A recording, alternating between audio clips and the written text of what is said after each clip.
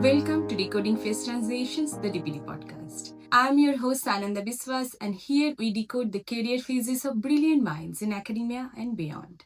Our guest today wears not just one hat, but two. Dr. Estelle Inack is a research scientist at the Perimeter Institute for Theoretical Physics in Canada and an adjunct assistant professor at the University of Waterloo. At the same time, she is also the co-founder and CTO of a startup YiyaniQ, a company focused on software optimization for solving complex computational optimization problems. Estelle's journey began in Cameroon, where she was born and raised, and completed her bachelor's and master's degrees in physics. Motivated by a deep curiosity in science, she then moved from Africa to Italy to join the Diploma program in condensed matter physics at the Abdus Salam International Center for Theoretical Physics ICTP in Trieste, where she fell in love with physics. She then continued her academic journey with a PhD in condensed matter physics from CISA and ICTP, where she developed the expertise in quantum simulations and machine learning based approaches to complex systems. After her PhD, Estelle moved to Canada as a Francis Allotti postdoctoral fellow at the Perimeter Institute, one of the world's leading centers for theoretical physics. During this time, an interesting opportunity emerged. Her mentors encouraged her to think about whether some of her research ideas have some real world applications beyond academia. That question eventually led her to co found a startup together with Venom Javanparast, turning advanced research ideas into practical tools for solving optimization problems. Today, Estelle continues to balance both worlds, leading research in academia while simultaneously building a technology company. In this conversation, we talk about her journey from Cameroon to Trieste to Waterloo, the challenges and the opportunities she encountered along the way, and the lessons she learned from each phase. She reflects on the resilience she learned from her parents, the courage to accept the constructive criticism, and the importance of recognizing the opportunities when they appear. What comes across strongly in this episode is her story of resilience, courage, and adaptability. She emphasizes the role of critical thinking in education, the importance of deeply understanding a problem before attempting to solve it. She also shares some practical advice for young researchers who are curious about academic entrepreneurship and how to navigate the transition from pure research to building a startup. So, without further ado, this is my conversation with Dr. Estelle Inack on the DPD podcast. Hello, Estelle. Welcome to our podcast, Decoding Phase Transition. And we are very delighted to have you here today. Thank you very much. I'm very happy to be here today. Thank you, Estelle, for finding the time. I want to start with a very different question than I normally ask my podcast guests because I think you have a very interesting journey. You were born in Cameroon in Africa, and then you have traveled to many different continents. You came from Africa to Europe, particularly in Italy, and then from there to North America. Now in Canada, you live in Canada, in Waterloo. And not only that, you also have traveled different paths. You have founded a startup, co-founded a startup. This is very unusual in academia, and I would like to ask you, when did you realize that your research has a market value and has a commercial potential in it? Great question. Yes, so I realized that my research could have a market value or potential during my PhD because at the time we're developing algorithms to try to mimic the behavior of a specific kind of quantum computer called quantum annealer. We're thinking mostly about, let's say, D-Wave at the time. And so since we were to emulate the behavior of that quantum computer, and basically there was this company that was building this quantum device to solve real world problems. So it dawned to me that, okay, I'm emulating this computer, which means that I could probably solve the same problems that this company is trying to solve, like real world optimization problem. So that's when I realized that there could be something to, try there. This quantum annealer is based on the quantum annealing, and it actually uses the principle of quantum physics. So, could you please tell us, for our listeners, what this principle is? Maybe we can go later also in detail when we discuss your PhD journey. But for the listeners, what does it mean and how can it solve a real world problem? Yes, sounds good. So I usually like to take the example of having to explore a complex landscape. So things, for example, the Himalayas, right? You have chains of mountains, you have a lot of valleys and hills, and you need to navigate that landscape to find the deepest valley. One way to do it is to say, okay, you take your car, you put fuel on it, you go up and down until you land on the deepest valley that you can. And of course, obviously, at some moment, you're going to run out of fuel and you can be trapped in one of the, what we call in physics, local minima, but not the deepest value, right? So this is similar to a classical like process that we call classical annealing, where you're going up and down. It's like using some sort of fake thermal fluctuations that basically gasol or kerosene your car is giving you. So this is one of the way in which you can explore the landscape. The second way is to use quantum properties. You can use, for example, quantum tunneling. So imagine that you had a quantum car whereby instead of exploring the landscape by going up the hill and down, you could tunnel through. Basically, it's the same concept when we are building tunnels through mountains, right? We build it through the mountain. So imagine that you could tunnel through, and not only you could tunnel through, you can explore many local minima at the same times as you're tunneling through, right? And hopefully, by using this kind of quantum car, you could find the deepest valley of the Himalayas quickly. So this is more or less the concept of quantum annealing on a high level explanation that we are trying to harness when we try to solve real world optimization problems, because then your real world optimization problem could be mapped into this kind of crazy Himalayan looking landscape. And solving that optimization problem is actually finding the deepest valley in your Himalayan landscape. And so using quantum computers or quantum annealers basically will explore that landscape using tunneling and superposition. And in algorithms try to mimic that with type of algorithm we call quantum Monte Carlo on classical hardware. If I understood it correctly, it basically saves time because you are using the quantum tunneling method. You can explore several minima at the same time instead of going classically from, searching the landscape from one minima to other. Therefore, you are saving the computational time to solve a problem. Is that correct? That's correct. So that's the idea. But then there's, of course, a catch. The catch is that you do not know what is the structure of the landscape. Of course, if you knew it, you would have solved the problem. So it really depends how tall or how wide are basically the hills and the valleys. So if you imagine that you have very tall and peak valleys, for sure, quantum tunneling will be kind of very helpful in navigating the landscape. But if you have shallow but wide valley, then tunneling is maybe not the best thing. So from a purely theoretical point of view, there's no guarantee that exploring with quantumness is going to be better. So that's why these methods are still what we call heuristic methods. So you just have to try. But indeed, the hope is quantum tunneling conceptually should be hopefully faster than classical. And I guess you have some test cases and some knowledge gathering through the process right now that you know which real world problems can be better solved with these methods, right? So there are some that again, it's try and error. There's a lot of research is coming out. Some papers will tell you that, okay, on this specific kind of problem, we have an advantage using quantum. And then somebody else will come up with this very nice, very sophisticated classical algorithm that beats quantum. So it's kind of a horse race, right? We do not yet have an algorithm like Shor's algorithm where it's like really defined. We have this kind of speed up for quantum optimization, except for a very specific case, glue-trees problem, that is a highly crafted problem. But typically for real world problems, especially when we are looking at our company, we have to try both methods. And then we see that, okay, for this specific use case, we have an advantage and we are going to use that. Okay. So now that we understood a little bit about what your company does, we might deep dive into it later. But let's go back to Cameroon in Africa now, where you were born and raised. So tell us a little bit about the origin story.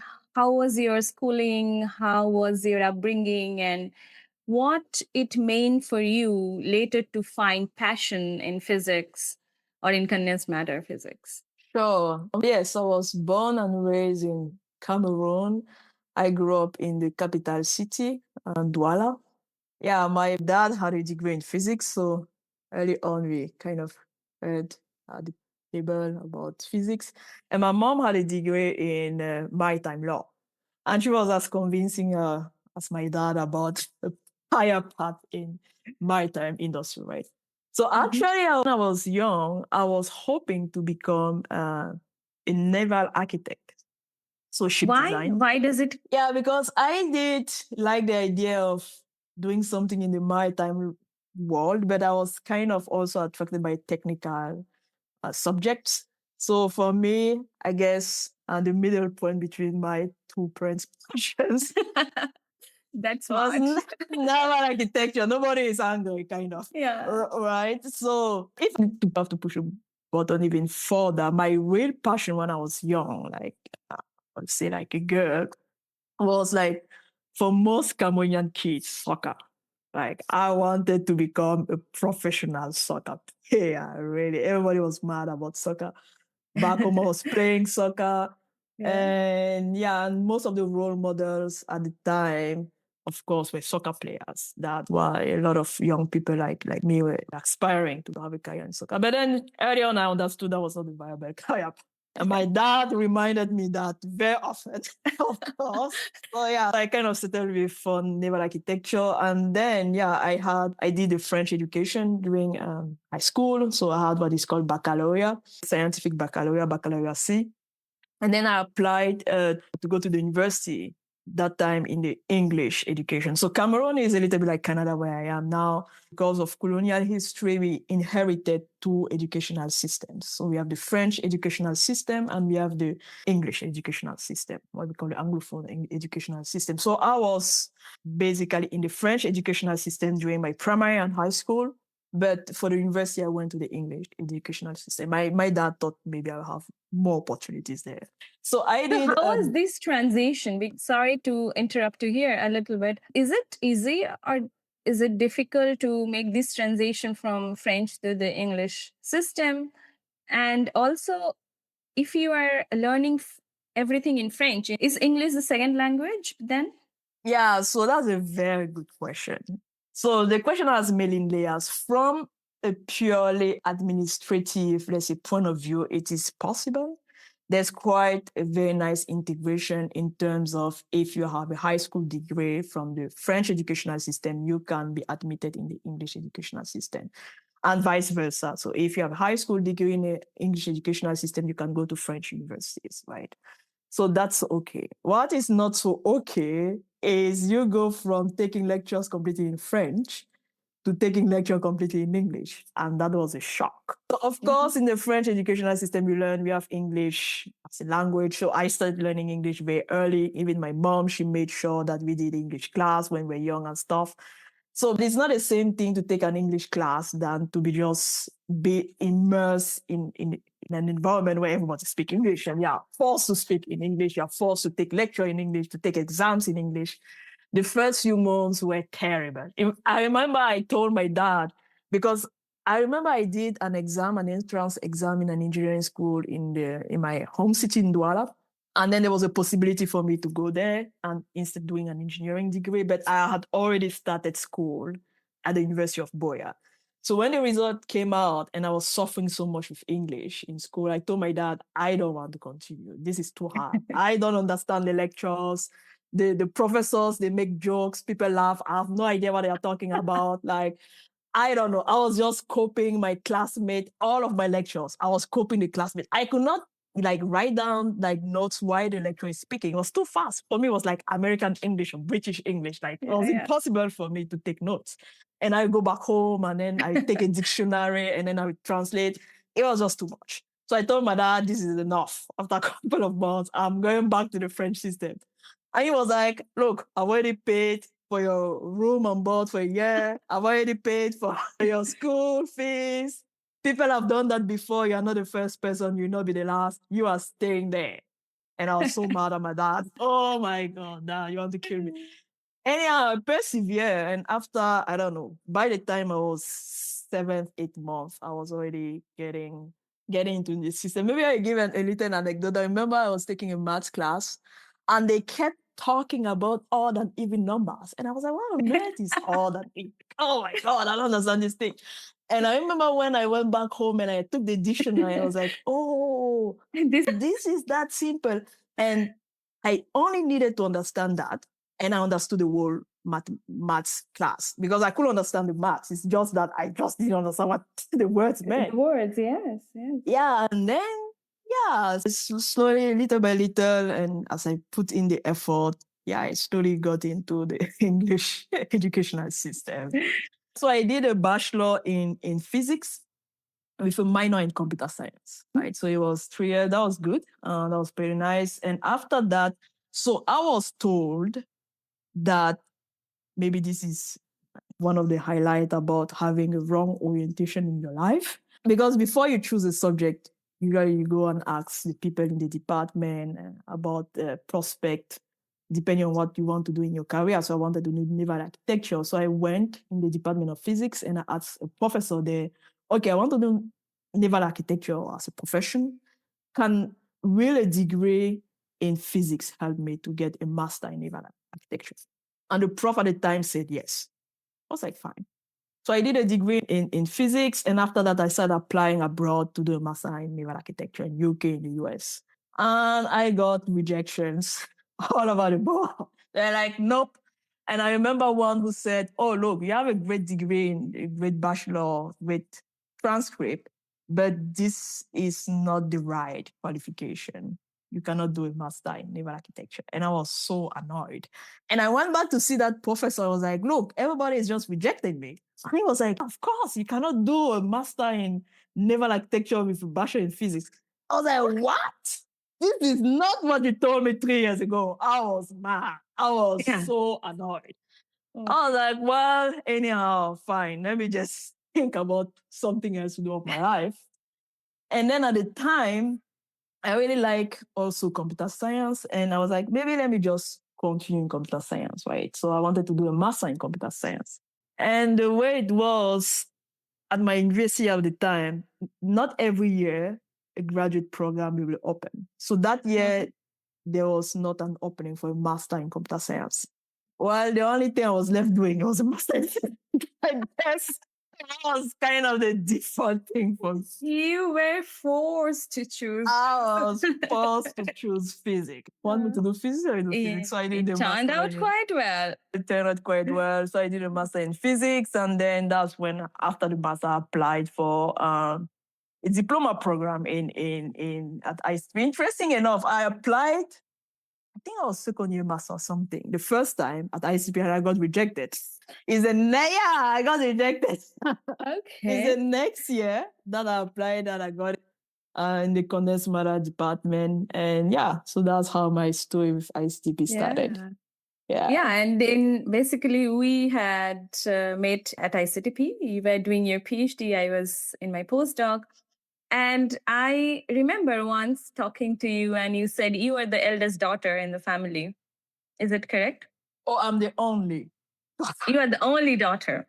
Yeah. And but you as a daughter in an African family, your parents, it seems from you that they were very confident about you having a potential and a career. And it never crossed anybody's mind that you were a girl child, it seems, at least from your parents. Was it an easy journey being a girl child in African society? Because you had a family support, it seems, to go for higher degrees in physics and also coming out of your country. Was it easy? How was that journey like? And in the process, if you can mention what role your family and your teachers play in boosting your confidence that you can go ahead and do it. Yes, this is a very strong point. There's a saying that the village that raises a child, right? Yeah. We think about role models, definitely my parents are very strong role models, my uncle, my aunt as well. always telling you that you can do it even as a girl, right? Always pushing you to go beyond your dreams, right? To go beyond what you even think that you can do. Was it normal for every girl around you in that society that people were pushed to excel in their academics or in their career? Or was it you were the anomaly there? So that's a good question. So it turned out that I realized when I actually moved to Italy that it was not the case for everyone, right? Maybe it's because I was very much shielded by my Protected, yeah. family and my parents. The environment was very well controlled with all of the parameters whom we are interacting with. So they were very careful about that. So I didn't realize, coming from a middle class family, what other people were facing, right? Even in other contexts, in few encounters, I realized that I was, quote unquote, a little bit privileged growing up in Cameroon. It's when I came to Trieste and I started meeting some ladies coming from Cameroon, even from other parts of Africa, telling their stories about their educational career, their professional career as researchers in physics, that it dawned to me that actually some people feel a lot of pressure. The only pressure I can say I really felt was during my master, because I was told one of the person on the jury, one of the prof on the jury, has the not very nice habit of making some comments that are not usually the most welcoming comments for female students, specifically related to asking about, what is the evolutionary situation? They need to be settled. Otherwise, they might be at risk in building their career, and they will make it during the defense, right? So I was prepared. The person made a comment during my defense. I was kind of prepared on what to answer. Even though, yeah, my friends were there, the whole department was there. Like, so this is for that person. He was pretty senior in the community. It was kind of a usual thing to do. Also, it's kind of, so it might be a shock coming from a Western society, but from Cameroon point of view was kind of No, I totally can relate to it. Also faced some or the other this kind of comments, passing comments that are not very respectful sometimes, and this kind of questions, which is none of their business, but it exists. And therefore, my question is, therefore, I wanted to understand from you, how was your growing up years?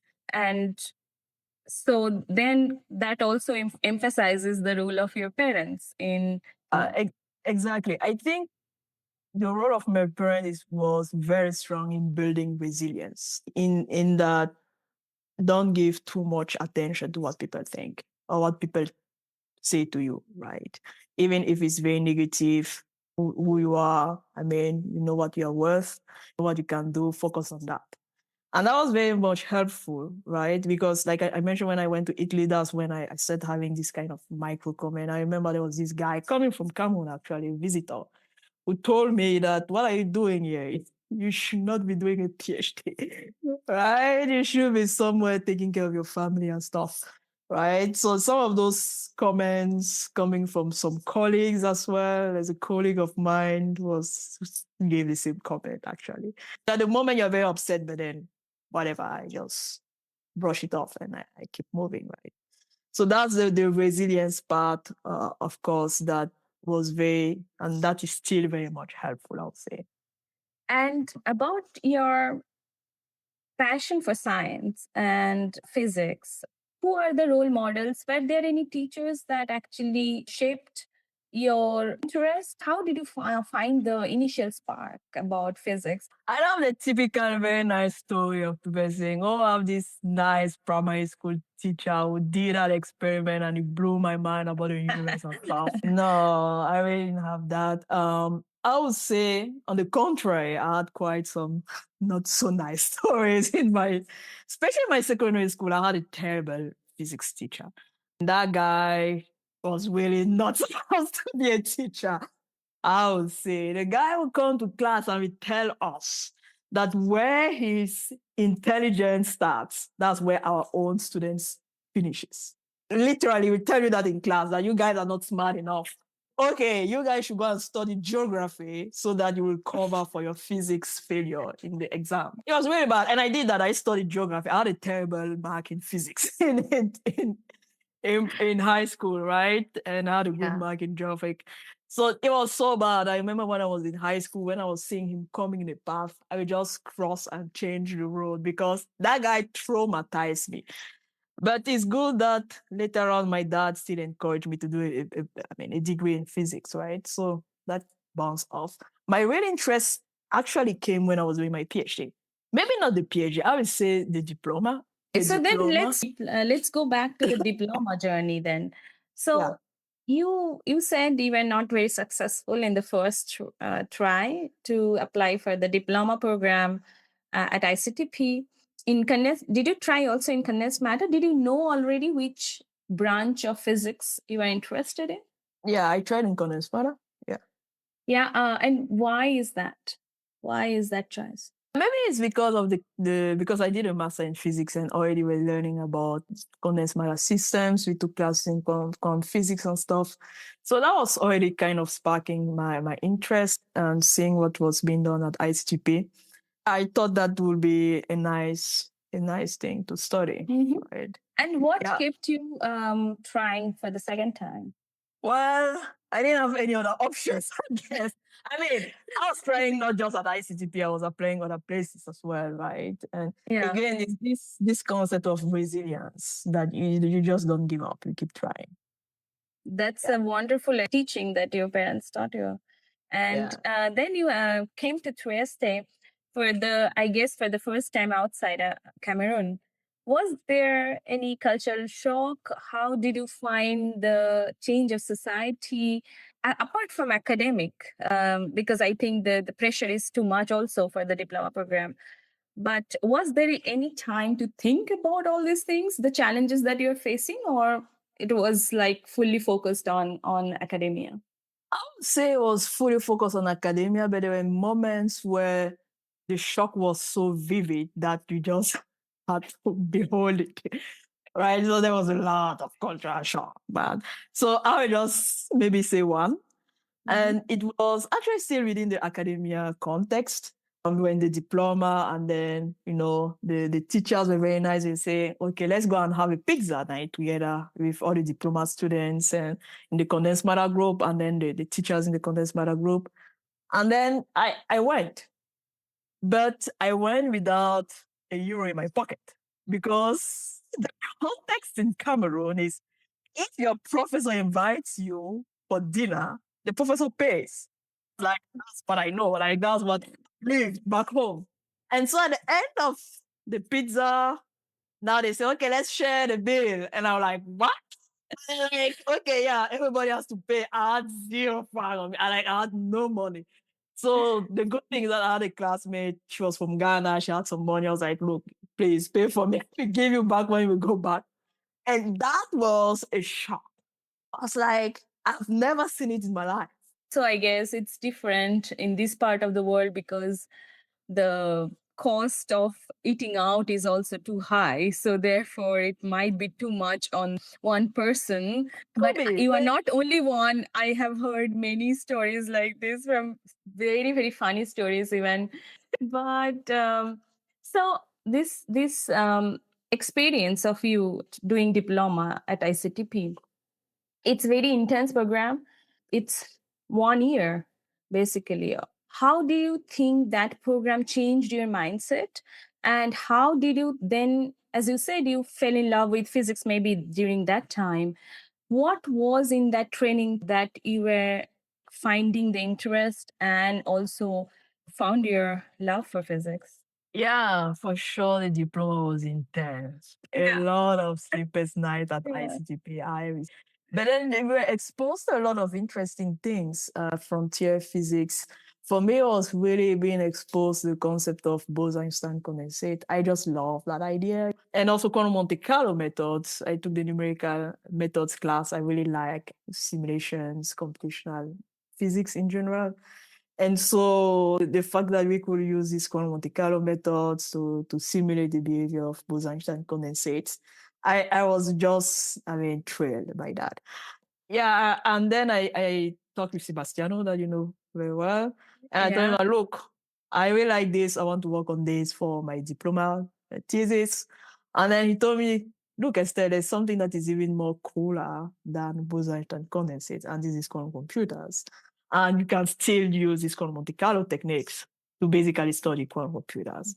And I started reading about quantum computers, like, oh my God, yeah, let's do it. But that means you did some projects beforehand, right? For the diploma thesis. Or Yes. So I was indeed familiar with some types, computer programs, molecular dynamics, numerical methods, Honchkuta and stuff, which I did during my master thesis. And I even we had a paper for my master thesis where I did quite a bit of numerical simulations. But I didn't know about Monte Carlo methods, for example. And this is one of the things that I learned during the diploma, and I really love that. And yeah, the way that was one of my favorite courses with the diploma, I would say. Yeah, and then learning about bosons and condensates really, I mean, ignited again more that fire. And learning about quantum computing. Quantum computing at the time was we're talking about 2013, 14 was not Mhm. really a thing. So it was really new and very few people knew about it. So I found it very, very much interesting, right? And Yeah. at the time, even maybe now, cost $10 million to get one. The prospect of being able to emulate some of the behavior on my laptop was very much appealing, right? Really fell in love at the time. Then you decided to do a PhD, which is a joint ICTP CISA PhD. Also, CISA is another renowned institute in Trieste, Italy. And you had two PhD guides, Giuseppe Santoro and Sebastiano Pilati. How was the PhD experience like? And what was your broad research question? If you can tell us. Sounds good. So, like I mentioned before, it's kind of the PhD was a continuation of my diploma thesis, which was kind of pretty neat. Main idea was, can we simulate quantum annealing on a classical device? Classical device means on your laptop using quantum Monte Carlo techniques. So that was the whole purpose of the Mhm. PhD, and then figure out different ways in which we could do that. So at the end of my PhD, it even became more interesting because we started putting in neural networks. Now I had two of the buzzwords now, quantum Yeah. computing and artificial intelligence put together to try to emulate the behavior of quantum computers. So that was like the gist of it, I would say. As far as supervision was concerned, I was given quite a bit of freedom to explore the ideas that I had. Of course, I had some guidance, Sebastiano and Giuseppe. They were very, very much, I would say, helpful supervisors. I could have been, especially before Sebastiano was quite off. Let's say an engaged PhD student, I will always go look for the guy to ask questions and stuff like that. It was very helpful all the time. We always Yeah, welcome. I've always found you outside my office, and because it's in the corridor. Yeah, of course, bugging the guy. Oh, poor guy.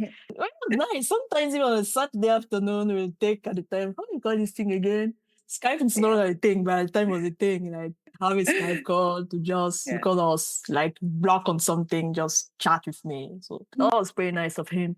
But I would say there were two definite moments as far as supervision is concerned, both for Sebastiano and Giuseppe, that I would say really changed the course of the rest of my PhD and potentially my career. So I would say for Sebastiano, it was it's kind of related with the way we're trained back home in Cameroon. The way we were, maybe I cannot speak for all people, but I think that's a common trend. Students are trained to solve problems, not necessarily to understand what they are solving. And this is really not the way to go when you're doing a PhD. Absolutely not. Maybe you can get away with a bachelor, maybe with a master in that, even though it's not the best thing. But for a PhD, absolutely not. You cannot just be solving problems without really having a good understanding of what's happening. Then I remember this meeting I had with Sebastiano one day at ICTP, and he told me that, and Sebastiano is a very nice guy. For everybody who knows him, one of the sweetest person I know. But then he told me that, look, Estelle, I have the impression that maybe you do not really understand what you are doing. And coming from him, I really took it very seriously. And I kind of self-examined myself that, okay, it's not just about running this code, cracking this code, and just benchmarking, testing this algorithm.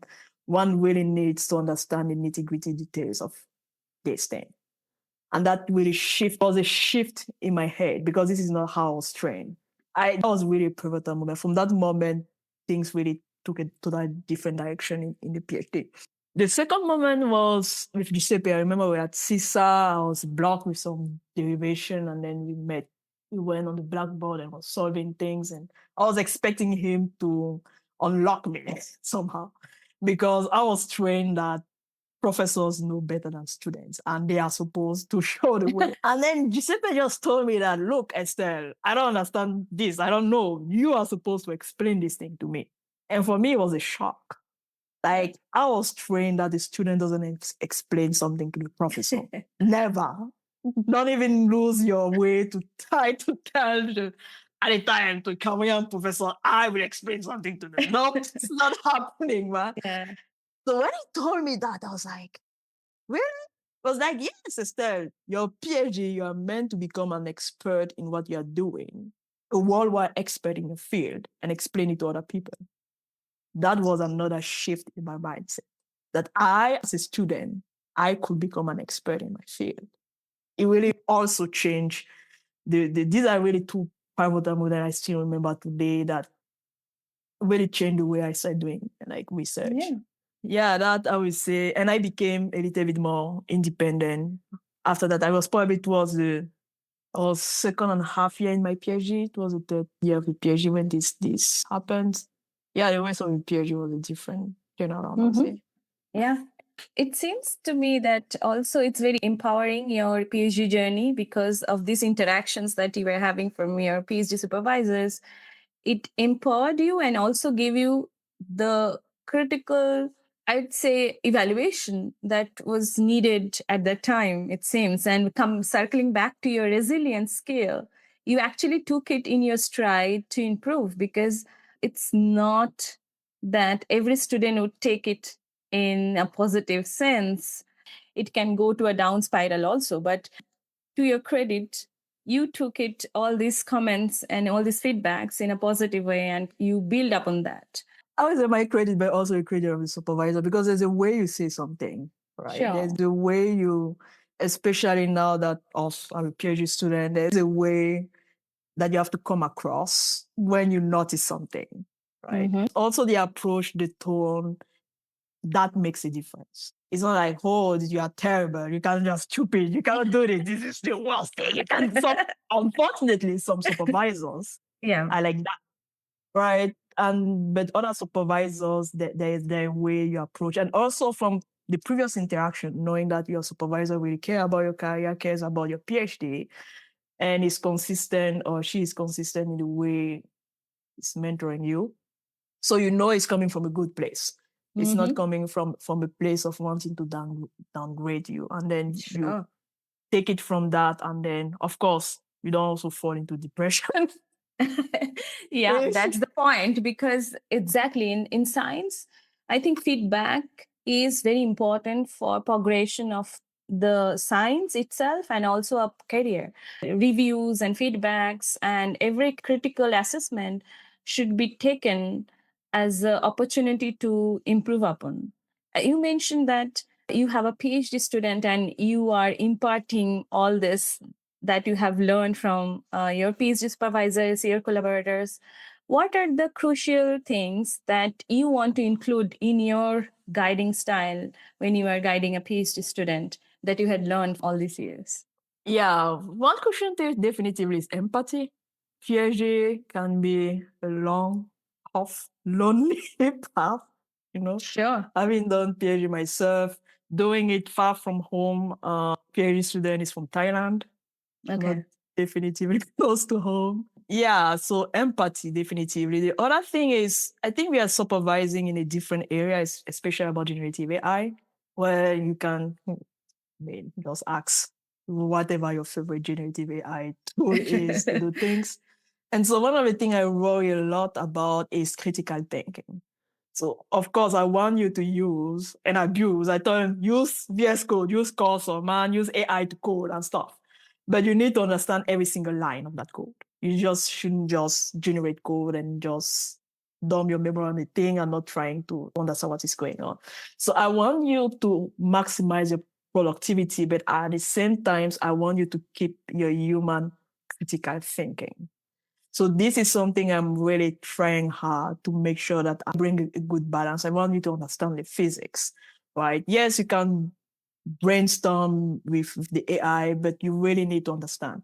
And from a lot of people in the field, colleagues in the field, we come into the consensus that because we are kind of knowledgeable in our field, we know when, I don't know, ChatGPT, Gemini is hallucinating.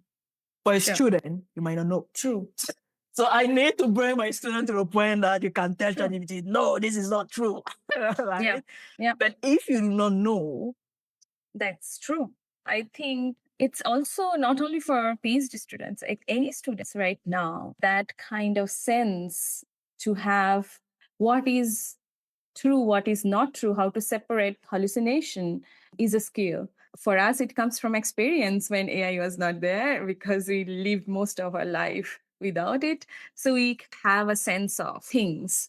But I think also to have that skill is so going to be important for any individual right now. And it's especially challenging for the beginners to understand because they lack experience. And it's going to be interesting. It's an interesting era to live and do science, basically. Right? it is. And at the same Yeah. time, we do not want to train students that will not have a job in the future. Right?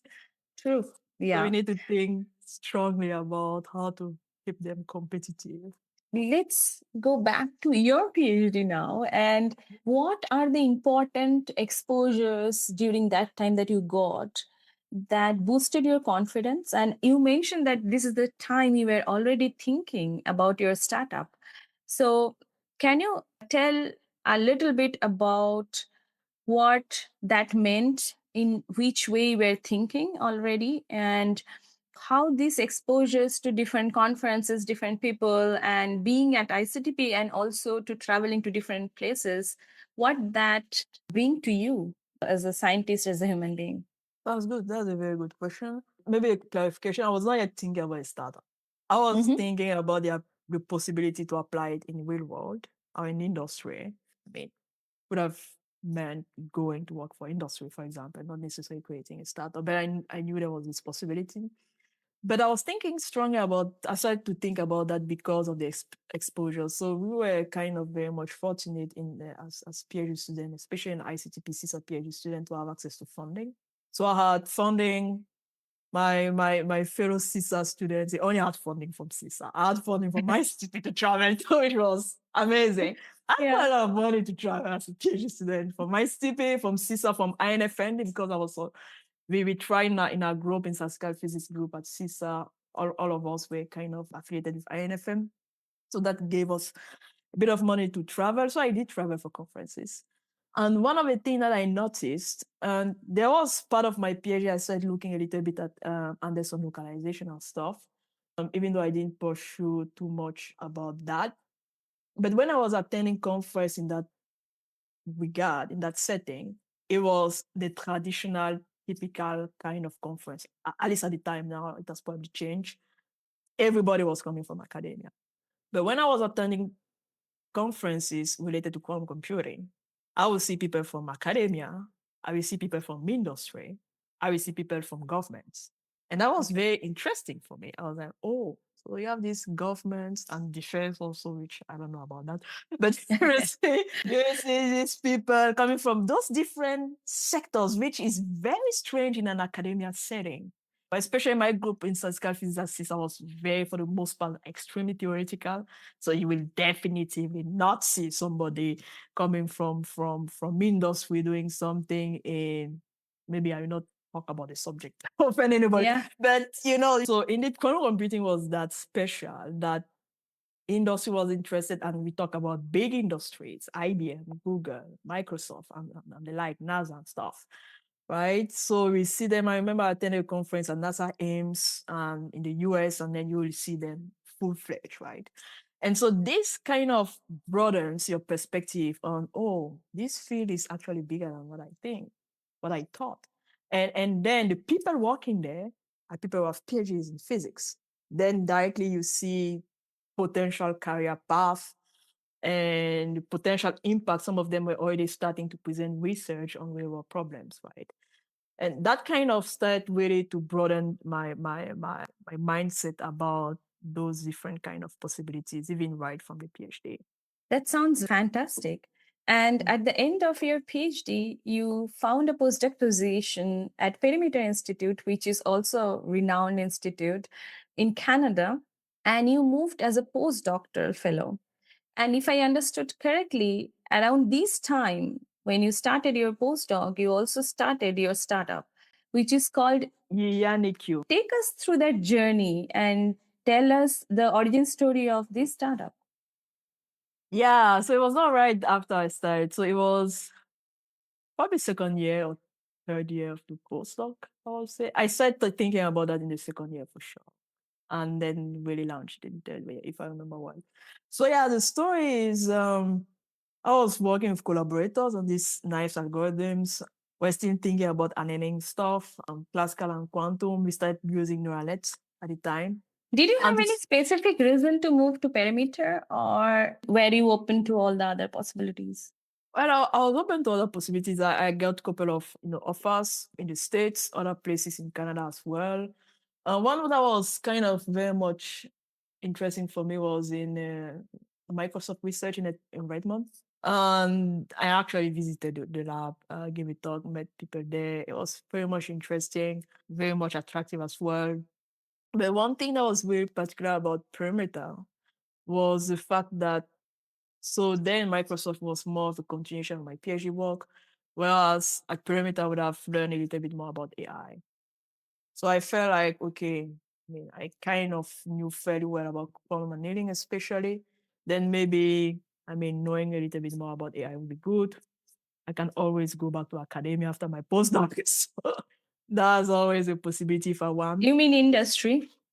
Out of academia, sorry, yeah, going Yeah. into industry, yes, thanks. Mhm. And later on. And yeah, so that was kind of a very good driver of me coming to Perimeter. And at the time, Project Miracle in Bruce Group I was one of the very few people who were thinking about putting together, quantum computing, computational methods in condensed matter and artificial intelligence. So yeah, that was a good choice, I would say. And yeah, so I came here, started collaborating with him, with Juan Quaresquilla, who is also a great guy in the field, a very nice guy. And then we developed this algorithm with one of his PhD students, and turned out to be very nice, turned out to be very efficient. And I remember at the time we're teaching a school, so Ron, Roger, and I, and one of his collaborators, Giacomo Tolai in Colombia. And we're just having a very nice Colombian coffee. And then one told me that, look, Estelle, maybe we can create a startup out of this algorithm. And I was like, okay. And then I was like, okay, maybe you could tell me more. He told me at the time he was affiliated with an AI institute in Toronto called the Vector Institute. And I also had kind of an affiliation with that as a talk. And he told me, okay, when we go back to Canada, I will put you in contact with basically their department in charge of commercialization for guidance. So when he came back, put me in touch with them, they started teaching me the whole thing about patents, the whole world of patents, how you file a patent, provisional patents, and what do you do after you file a patent. So they were saying that actually had an IP policy. I didn't know what on earth is an IP policy. I know, I really didn't know. I didn't know that as a postdoc affiliate, I did sign the IP policy that whatever I do at Vector, they own it. Anyway, usually, I don't know, I wasn't very smart in signing contract without reading very carefully what it's about. You just wanted to be a postdoc affiliate, so I just signed the thing. But it turned out they had an IP policy, and out of that policy was like, okay, we have you file a patent. These are the conditions. Either you license it or you basically create a startup and you get a full license in your startup. And I was like, okay, now coming back to my PhD, knowing that, oh, I knew there's an opportunity.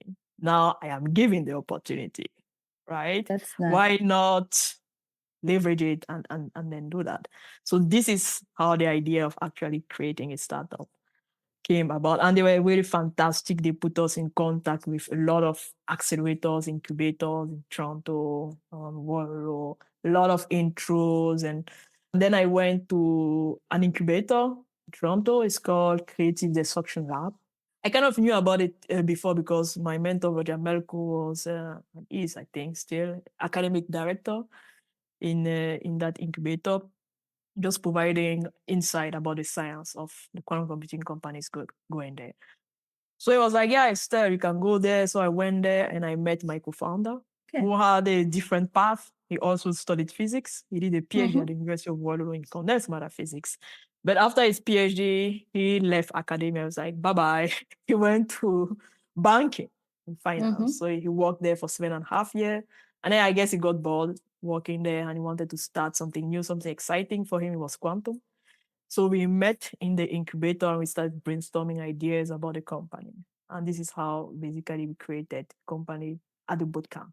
Was it this incubator was trying to match you with partners, or did you find, how did you choose, like, how this partnership began? Yeah, so the incubator has a kind of an interesting program. It's called the bootcamp. I'm not sure they still have it, but they have a quantum bootcamp in the summer where basically they teach you about the physics, because they take two categories of people. So people who are very technical, usually they have a PhD in physics or maybe a master in physics, or some are actually professors who have a very strong technical background. It could be theory, it could be experimentalist. Some already have ideas of companies, some are actually companies, others are just individuals. And then you have some people who are a little bit more business oriented, and they have this kind of business baggage about knowing how company works, but they are interested in quantum. And so what happens is that we have this kind of speed dating all through the program where you work in groups on projects, we talk about aspirations, interests, and as you talk with people, then you can come up with ideas. And so that's how with Bernard we started talking about quantum computing, actually, for derivative pricing and how to simulate it on quantum devices. At the time, I was not even really immediately using the algorithm we developed, but using the quantum device. And yeah, this is where we basically created a startup. Sounds fantastic. And if somebody coming from academia and thinking about starting a startup and wants to learn what are the basic 3 things they should know and go ahead and learn about it, what do you suggest those would be? Oh, that was a tough one. I think it really depends on which kind of startup they want to create. My question is towards the business side, because see, Okay. in academia, we are not, if there is a startup, that means one has to generate revenue, one has to maybe find some funds, raise some funds, and maybe they should first try, I don't know, maybe find customers and how they launch their startup. So these kind, towards more business side, how you take the product or minimum viable product and whatever you taste and then come to the market. So considering those things, those steps, what they should learn, because in academia we don't learn all these things at all. And as you said, like, I think the view is more towards solving problems, solving interesting problems, but then when you come to market, then you have to solve the problems that matter, and then also there should be a timeline where you have to give some solution which might not be so much polished. In academia we try to try things out for several years. It might not be the best solution at that moment, but good enough can do also sometimes, if I understand correctly a little bit. So these kind of learnings, I guess you Yeah. were learning back then, and what are the 3, 4 things one should be already thinking of studying? Yeah, definitively. I mean, there are some books typical books, one can go and read, like 0 to 1, Mm-hmm. about the typical working of startups. Nowadays, there's so much material online. You can go on Mm-hmm.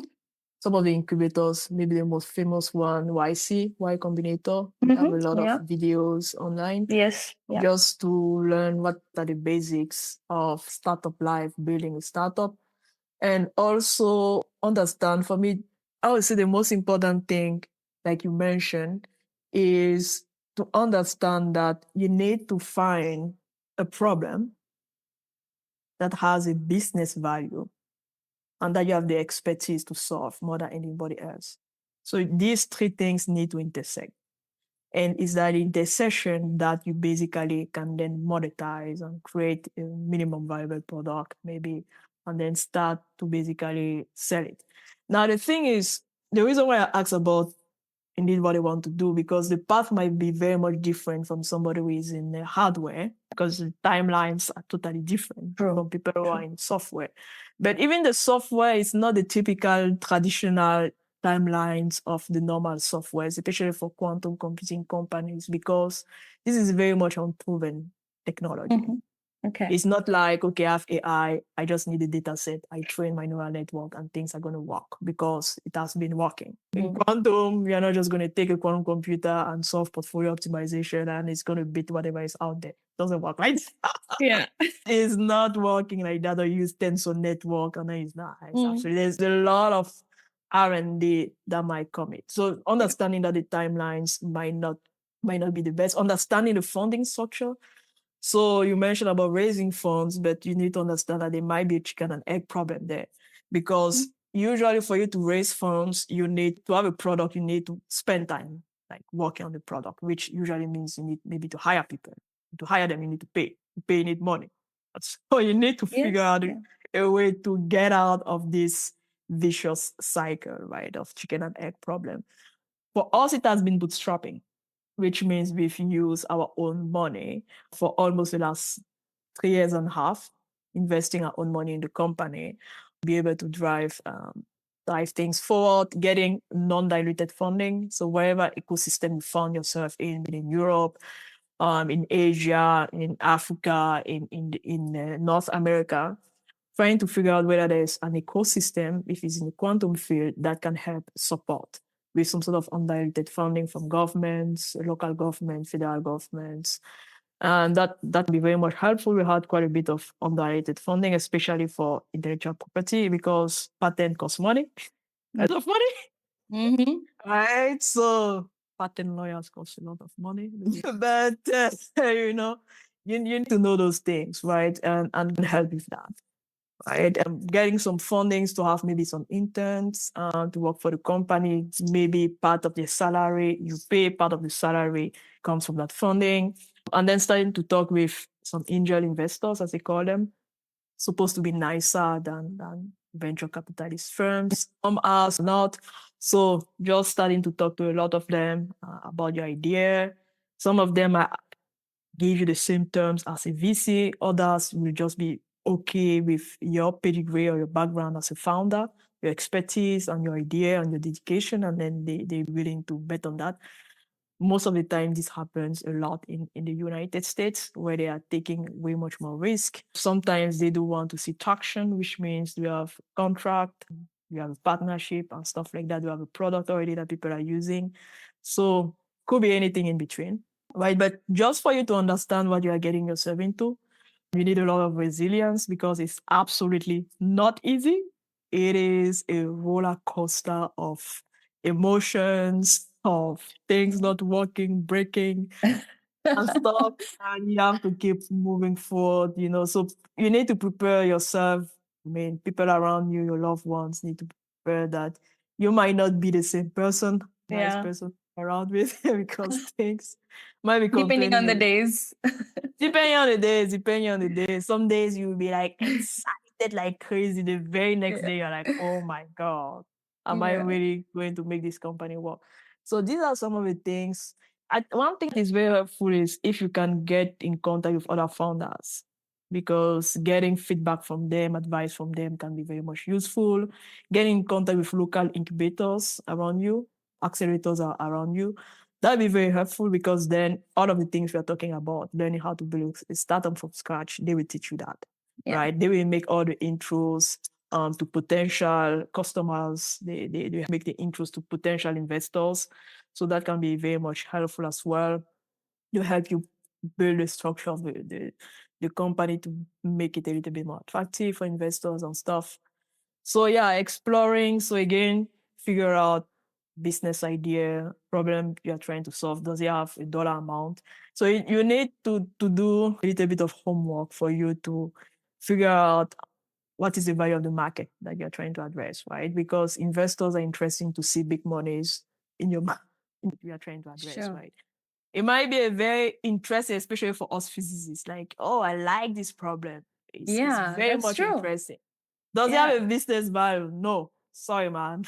true. Also, one thing I found that is I struggled with in the beginning, now I've become a little bit better at it, is the way I do research for the company. Tell You us know, about it. yeah, Like, the way, yeah. So like you're saying in academia, you really want the perfection. You really want very nice scaling. You really not want to have the errors minimum as possible and stuff like that. In industry, no. If I have a scaling advantage, fine. But if I have a prefactor advantage that translates into a couple of millions of dollars, perfectly fine. I will live with that. You know, but somebody in academia will tell, now Estelle, this is a prefactor. Who cares about prefactor? I care because it makes me money, right? And then we dictate how you develop the product, how you come up with the minimum viable product, the first version of the product, and how you build around it. It's you have to. In the beginning, it was hard for me to accept it, but I mean, yeah, that's the reality. When I put on my academia hat, now I can be more curious and yeah, let's try to really dig deeper, into this. Talk with my PhD student. Let's try to understand why is it like this in the company. I don't have a time, man. Like I recently did this talk about one of the work we made in the company, and somebody asked me a question about the theory behind it, and I just thought, man, I just didn't have the time to dive in too much yeah. detail. I don't have that time to afford about the theory. And I also, wish I it's not had. necessary, right? It's not No, necessary to understand in that great details everything. And to satisfy your intellectual curiosity, you have your academic life, and the problem sets might be a little different, and how we approach the problem. So, but very much impressed by the way you are balancing this out, because I suppose it has been a quite a learning curve and quite a steep one perhaps at times, but you have you have come so far, and your journey is truly inspiring for us. I would also like to zero down a little bit on the startup, because I'm a little bit curious on this part, because your journey is so unique, and at least in our podcast you are the first guest to have this kind of experience. So therefore I want to extract a little bit out from you. Coming from academic background, what are the challenges that you initially faced that felt humongous at times? But coming from business background, if somebody had that, your co-founder, as you said, that person had a little bit of business background. So how did you basically compensate the skill sets, what he was bringing, what you were bringing together, and there you could overcome those challenges? yeah, so for me, the biggest challenge that, of course, there have been quite a lot of challenges, but the biggest challenge from the business perspective, especially as it relates to the pitch deck and pitching the idea of the company, the vision, what you're trying to do, as a physicist, is promising something that is not, which business people do a lot, apparently, to make to, especially to get money out of people. I'm like, I don't know. I am very much uncomfortable telling somebody we are gonna have a quantum device in 2 years and then we're gonna solve all the problems of the universe. I don't believe it. I'm not gonna say it. Right? Absolutely not. So a lot of people try to advise me in that regard. They're like, oh, in academia, when you make A grant proposal, you talk about all the nice things you are going to achieve, even though you have not yet achieved it. You cannot prove that you're going to achieve it, but you sell the idea. So this is kind of the same way you do in business. You make these big promises, knowing that maybe you achieve it, you want to achieve it, but you're not sure. I'm like, I'm fine with that. I'm fine with the concept of the grant. I'm not just fine with the way we communicate it, because the way you communicate it is like, I am going to achieve. It's not like I may be achieving it. So that is, I don't know. I It's still also, struggle a I little think, bit. selling the confidence, right? I mean, you the people who are investing have to find their confidence in your product, and I guess also it happens a lot. Also, I'm actually thinking about it, and it happens a lot also in academia that when you are going to offer, you go for a job interview, let's say for a assistant professor job, you are telling them what is your vision for 5 years of research. People do not know whether you are going to achieve it or not. You yourself do not know, but that's the direction you want to explore.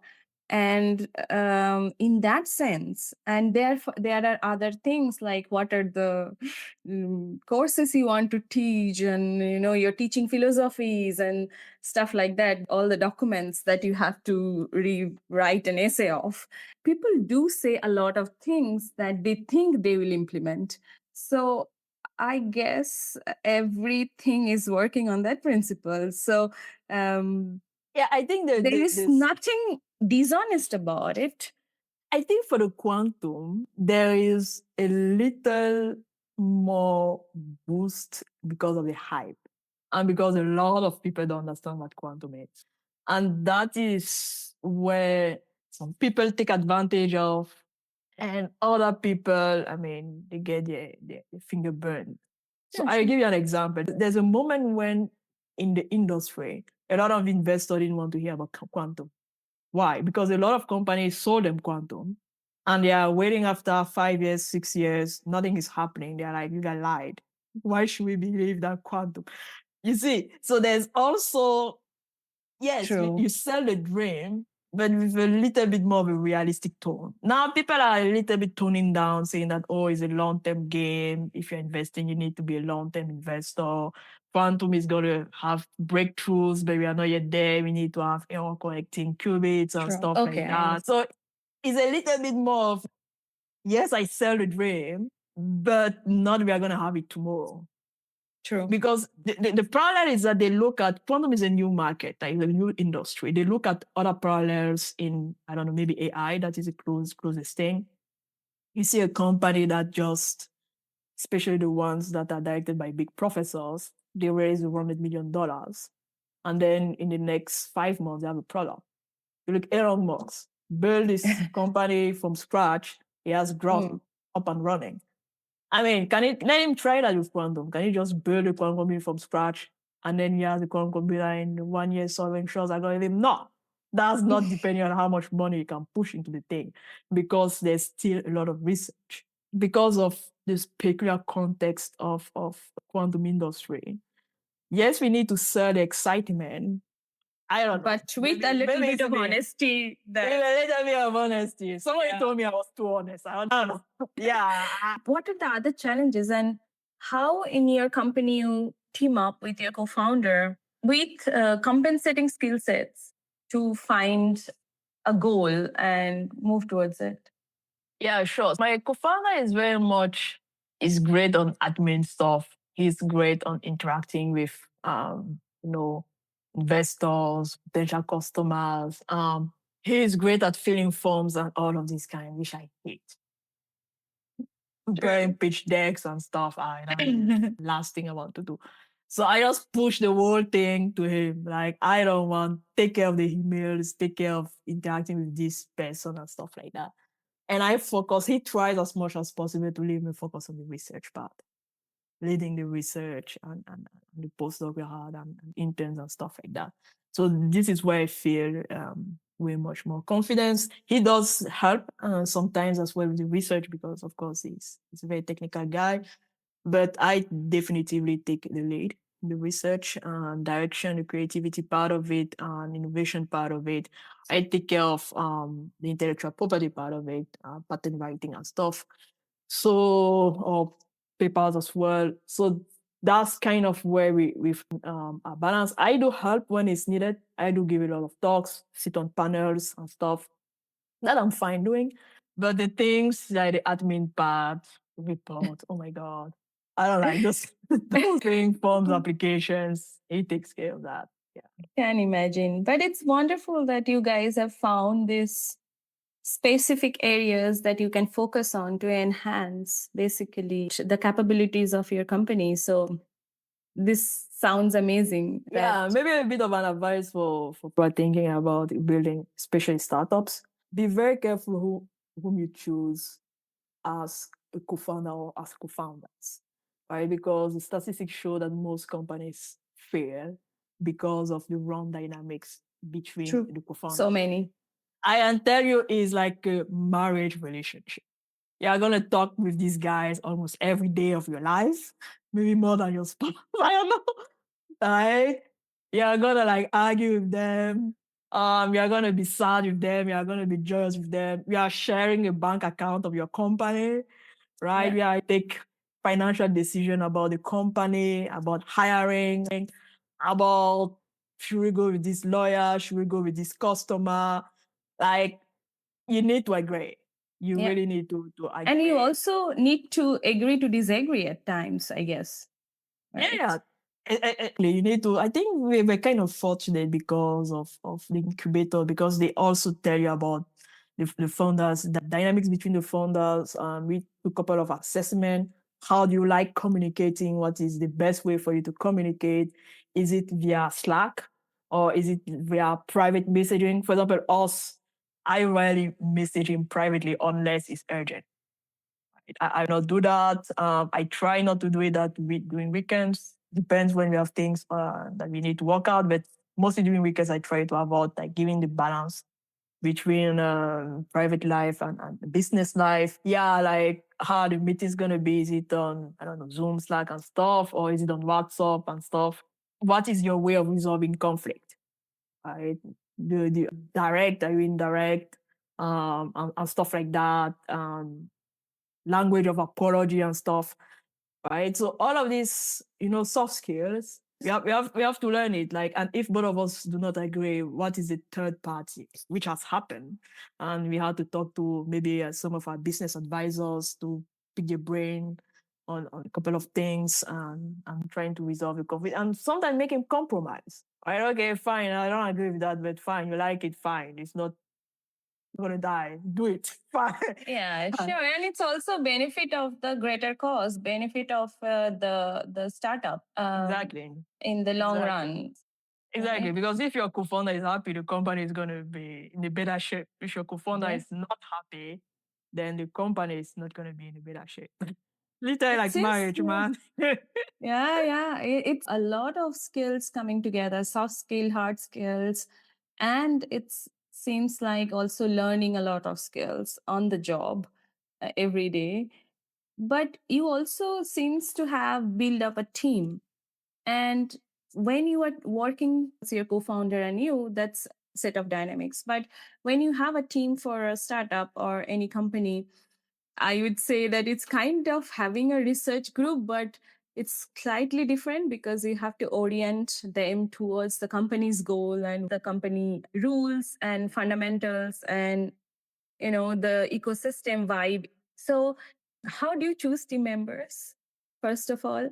And how big is your team right now? And is it easy to hiring and firing for you now? Yeah, good question. So we've a couple of people working with us. Let me try to remember. Most of the times they were interns. Last year we had a postdoc. What's it this year actually? We had a postdoc working with us. So it has always been a team around 3 to 4 people. The team usually lives on Slack, of course. Though my postdoc was here at Perimeter, so we kind of meet together and just eat together, discuss, brainstorm and stuff.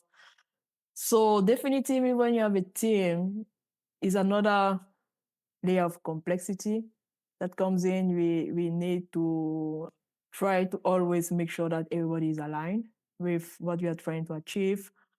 For us, it has been a little bit different because we have not fully had full-time employees in the sense that they were full-time employees of the company. It's mostly like a position where the person is at the same time at the university or at perimeter and also at the company, this kind of industrial kind of postdoc or internships.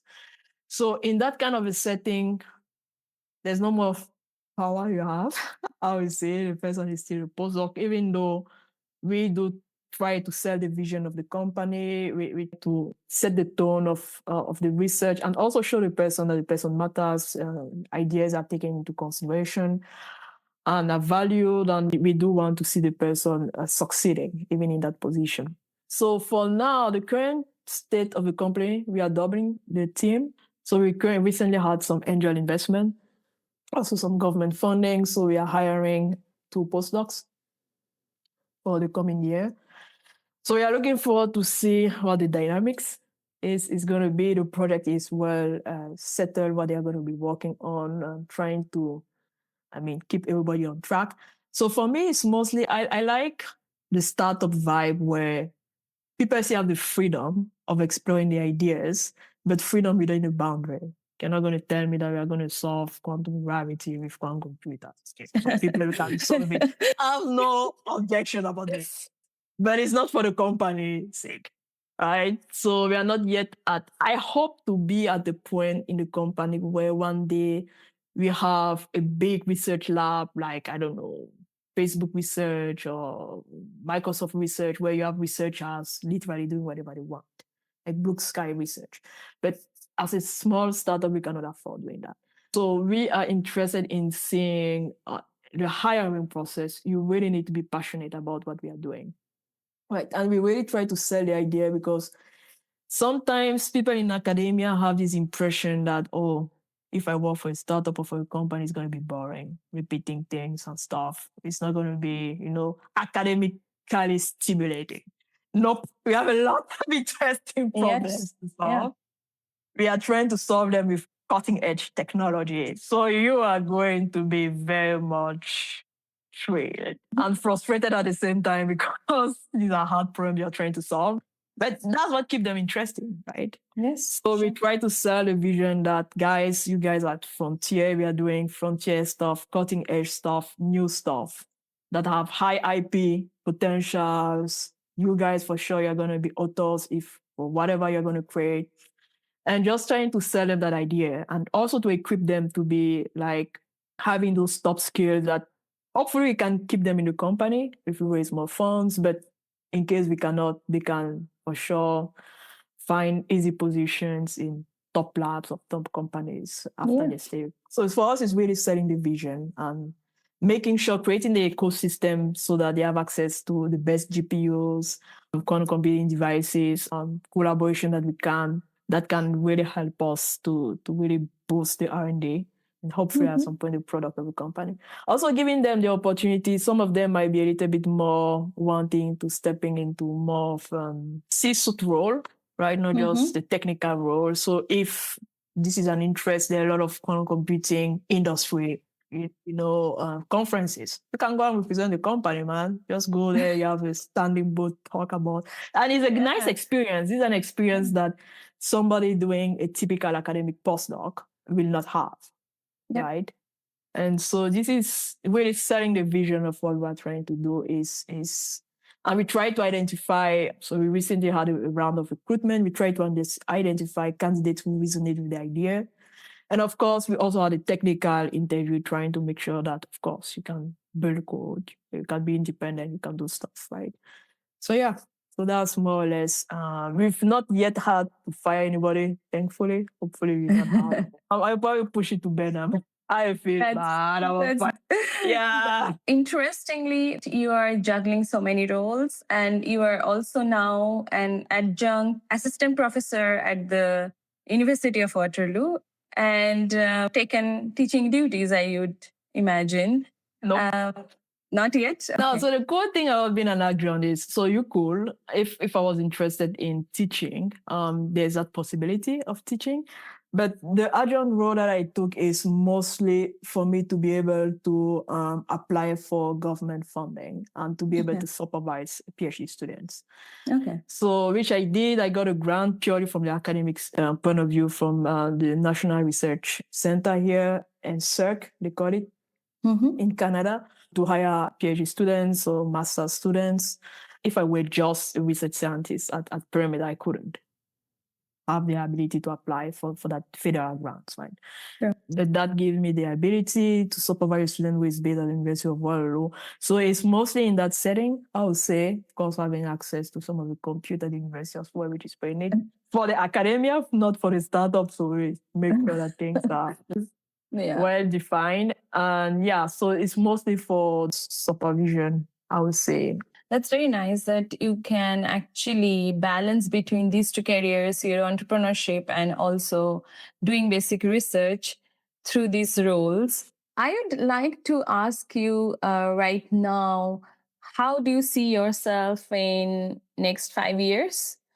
And what are the things that you think you're basically in from 2 points of view, because you have different roles right now? You're doing basic research still, and also you're doing research for your company. How do you see it evolving in these 5 years? And do you feel like from outside it feels like a little bit different, but basically the different is kind of approach that you take, but the research is research basically the same, and there is no deviation whatever path you choose, just which is the accepted solution changes a little bit. And the application as well. So for me, that's a very good question.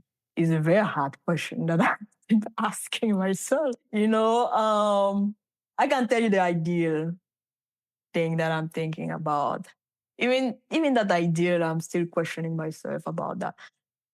More and more, especially in North America. I don't know about Europe, but in North America, we see a lot professors that have like this kind of double hats. So you see somebody, okay, I'm working in Google Quantum AI, but I'm a professor at Princeton. Right? I'm working at IQC. I'm also working at Google and stuff, or IBM and stuff. So you kind of see professors having this, even in AI. Okay, I'm working at NYU, but then I'm leading Facebook research, like YiyaniQ, for example. So it's very common in North America. Now, this is mostly for big tech companies, not so much for startups, right? For me as a startup, it would be great if we raise a couple of millions of dollars and full-time employee of the company. And then I do full-time R&D. So I think even if I do full-time R&D, I'm still very much interested into academic research, because the field is evolving so fast. You cannot afford to just be focused on R&D unless you do a smart R&D that you keep innovating. That's kind of a possibility. But I like just wondering about ideas for the sake of wondering about ideas. Sure. So finding that right balance is kind of difficult. I could potentially find it if I am employed in a company, being a co-founder and having enough funding and having like a team of researchers and engineers. So there's a part for the R&D, there's a part for the product, and then there's a whole business part for the commercialization. I mean, if everything is already working well, then I can focus on supervising and stuff. And you see it. I think one of my example I really like is DeepMind, right? Where they did the research, they can win Nobel Prizes and still, and still be very much, efficient. Which term will I use? Their research is impactful, both in academia and industry. So I can see the company growing to become something like DeepMind. Yeah, I do want to be very close to Still University, because one of the things that we have an issue with in quantum, and I think also in AI, is to access to top talent. If you isolate yourself in your company, it may be hard for you to have access to. So supervising is one of the ways to keep pipeline flowing, So definitely, I mean, if it's in the company, definitively having interns from bachelor, from master, from PhD, from postdoc, some of them becoming employees and stuff like that. But just keeping, I mean, this pipeline and building partnerships, collaboration with friends in academia, working on things, finding nice IP deal structure, and being able to work collaboratively on the project without issues. So these are some of the things that I'm thinking in the next 5 years that we can achieve in the company, right? I would love to still keep an academic hat if possible, but we see. We see. One nice thing though about both Perimeter and Waterloo, which is pretty much unique in the world, very few institutes have that, is the fact that researchers own their own IP.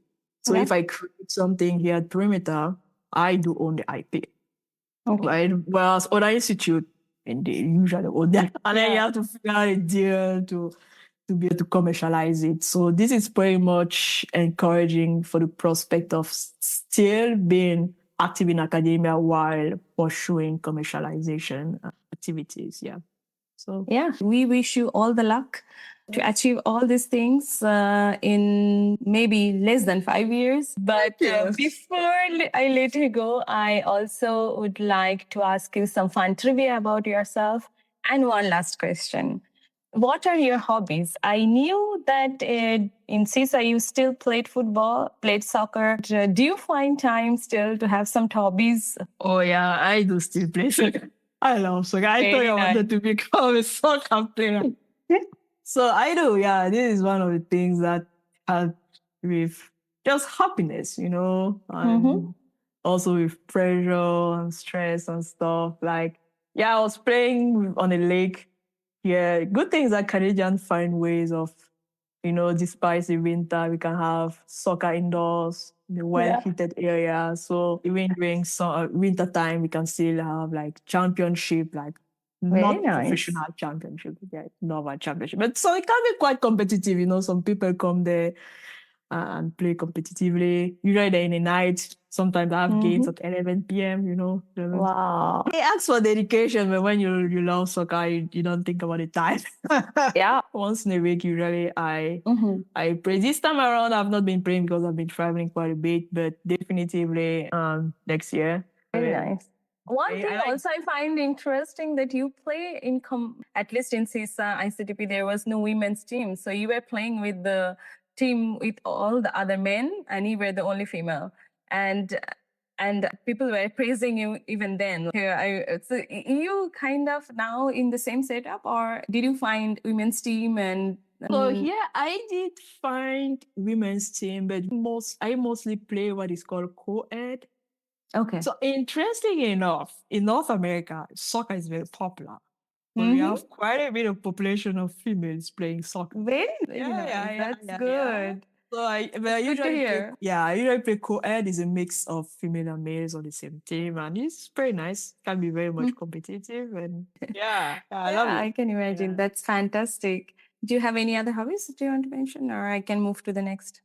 Just working out, like running, not at the level of Ali's professional one. Ali had been to our podcast before, and he mentioned that he had run 3 marathons. So it's That's crazy. another level. It's totally crazy. I'm below 10K, so that's Me too. The family marathon level. Exactly. I'm working out, going to the gym, weightlifting and stuff. Starting to get into weightlifting, basically walking around in nature. Yeah, that sounds amazing. And in the cold weather, you still have these kind of opportunities. This is amazing. Interesting, yes. So we are kind of blessed that Perimeter have a very nice park here. And we just, it's maybe you don't see there's my jacket there, you put it, warm and cozy. You drink tea, and then you go walking. By the time you start walking, you heat up, and then it has happened to me that below 0 degree, I walk for, 40 minutes. Yeah, very fine. But I still like walking even during winter. Amazing. Do you like to read books? And if yes, can you mention any 2-3 books that had great impact on your life? Yeah, unfortunately, I've not been reading books as I would have wished to. Oh my God, I've been terrible at reading books. Also finding Mm. the time, I would say. Yeah, but the thing is that I mostly read books related to religion. So I'm a Christian. I mostly read Christian books. So which books had an impact in my life? On top of my head, there's one. The very first Christian book I read was Peace with God by Mm-hmm. Big Bram.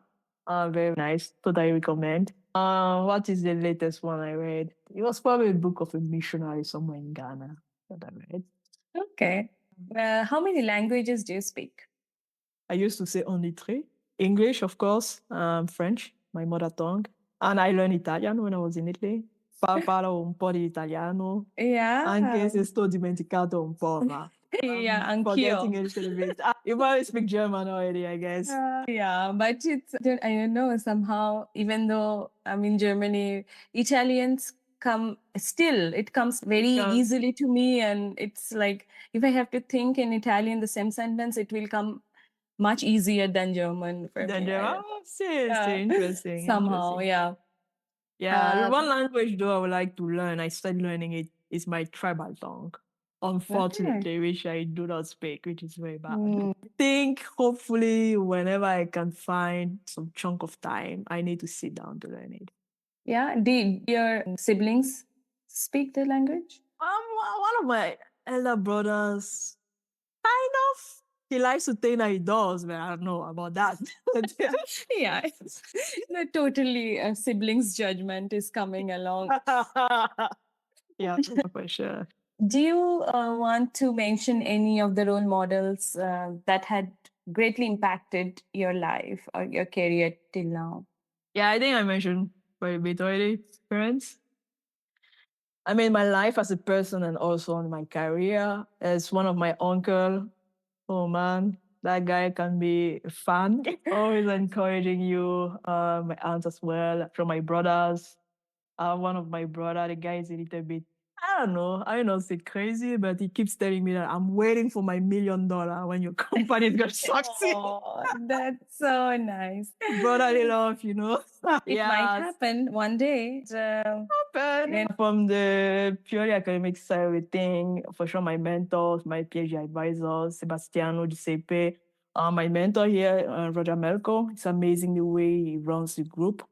Is either way I've started running my own group is kind of following in his footsteps where he's an amazing mentor and leader, always trying to lift up and giving opportunities to everybody in the group, like not having a favorite student. And even if you're not showing it off, everybody is valued and seen and heard. So I really love that. Who else? I usually have like role models close to me, people I can really, because it's one thing to sit on the TV and say something, is another thing what you're actually living. Yeah, In my true. opinion, like, other people have Yeah. different opinions. You can be quite terrible in your day-to-day life. True, actually, I think some of us are fortunate enough to have seen all these lives, like in face to face, have interacted with them every day. So it comes out your personality at some point when you work for so many years. And obviously, I would like to ask you whether, if my listeners of the podcast want to reach out to you, how would they reach out? Do you prefer any social media ID, or do you want to share anything? Or if you want to keep it private, that's also fine. Yeah, for sure. LinkedIn is a great way to reach out to me. They can email me as well. Either from Perimeter, email is einack at pitp.ca. Yeah. So that I should try to, as much as I can, answer, especially to students. Or in my company email, Estelle at YiyaniQ.com. Quite a bit. Every now and then, I randomly meet with people for 15, 30 minutes on, I don't know, just Zoom, Yeah. chat about life and career, especially students. Usually it's like, I don't know, we are kind of biased towards students. Sorry for the non-students on your podcast, but yeah, we have a But heart our for students. podcast is also encouraging the students by looking at the careers and the career journeys, get influenced by those journeys and stories. So thank you for sharing all your stories today. And one last question I would like to ask you. If you go back to your younger self, let's say when you started your academic journey, what are the biggest challenges that you have faced until now? And what, if you can go back now to that younger self, what would you advise? I think what I mentioned, which was one of the pivotal moments in my career, I would have, I mean, I was kind of blessed when I was a student that I could easily sit on a lecture and understand everything that the lecturer is saying. So it might be a blessing and a curse in the sense that you understand right away. I write the exam, I have A's, but then the next semester maybe I've forgotten because I didn't put in much more effort in really trying to study. This was mostly true during my bachelor and my master, different during the diploma and the PhD. But then yeah, you spend like 6 years of your life relying on your pure, you know, knowledge without putting too much. I was working hard, but I could have worked a little bit harder, especially in the trying to understand why things work, really going beyond. It might be very hard for students just having A's, right? Having grades, Mhm. with grades. So that is the advice I would have given my younger self. Fantastic. Thank you, Estelle, for having such an honest conversation, bringing all your stories and strategies and what you are learning and what your challenges were, and especially shedding some great light on the journey startup, your experiences with your startups, and all the best for your future endeavors. And may you have a big research group and also investing that can be fruitful for the also production that you are aiming for in your company. So many congratulations and all the best. Sounds great. Thanks a lot for having me. It's been fun chatting. And yeah, thanks. Thank you, Estelle. That was my conversation with Dr. Estelle Inack, whose journey beautifully illustrates how scientific curiosity can travel across continents and even across career paths. From her early years in Cameroon to her academic training in Trieste, and now her research and entrepreneurial work in Canada, Estelle's story reminds us that careers in science are rarely linear. They're shaped by resilience, curiosity, and the willingness to step into unfamiliar territories. One of the strongest messages from this episode is the critical thinking and deep understanding. Not just memorizing knowledge, but learning how to approach problems in a thoughtful and analytical way. Estelle also highlighted how constructive criticism, mentorship, and openness to feedback can become powerful drivers for growth. We also explored the exciting intersection between academic research and entrepreneurship, and how ideas developed in theoretical research sometimes can lead to real world applications. For students, researchers, or anyone interested in the broader impact of scientific research, Estelle's story offers both inspiration and practical insight, especially for those who may be considering stepping beyond the traditional academic path. As usual, you can find the links to people, places, and the topics discussed in the show notes or in the description box below. If you like this conversation, please like, comment, and share it with someone who might benefit from this conversation. And subscribe to the channel so that you can stay tuned for more stories about scientific journeys and career transitions. And remember, DPT Podcast is available on major podcast streaming platforms, including Apple Podcasts, Spotify, and Amazon Music. So follow us wherever you listen. Until next time, keep exploring, keep questioning, and keep learning.